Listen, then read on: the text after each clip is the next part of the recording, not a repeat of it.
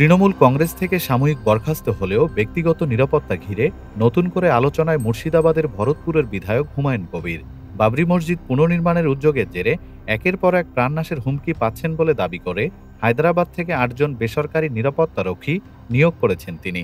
বুধবার থেকে হায়দ্রাবাদী ওই রক্ষীরা হুমায়ুনের নিরাপত্তার দায়িত্বে রয়েছেন, যদিও রাজ্য সরকার এখনও তার সরকারি নিরাপত্তা প্রত্যাহার করেনি।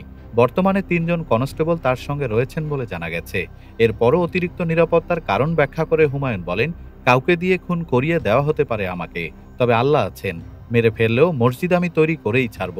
হায়দ্রাবাদের পাওয়ার সিকিউরিটি সার্ভিসেস নামের একটি সংস্থা থেকে এই নিরাপত্তারক্ষী নেওয়া হয়েছে। হুমায়ুনের দাবি, আদালতের নির্দেশে পূর্ণ নিরাপত্তা না পাওয়া পর্যন্ত এই ব্যবস্থাই বজায় থাকবে। এদিকে বাবরি মসজিদ নির্মাণের জন্য প্রয়োজনীয় ৩০ বিঘা জমি জোগাড় করতে গিয়ে বড় সংকটে পড়েছেন তিনি।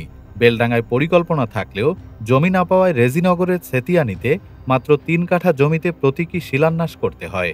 ট্রাস্টিরা জানিয়েছেন, প্রায় ২৫ বিঘা জমির বিষয়ে আলোচনা এগোলেও একসঙ্গে ৩০ বিঘা জমি এখনও নিশ্চিত হয়নি। তবুও হুমায়ুন কবিরের কণ্ঠে দৃঢ়তা। তিনি বলেন, মসজিদ আকাশে হবে না, মাটিতেই হবে। ফেব্রুয়ারিতে কোথায় হবে সবাই দেখবে। ডেস্ক রিপোর্ট, বাংলাদেশ সময়। বাংলাদেশ সময়, সবার আগে দেশ।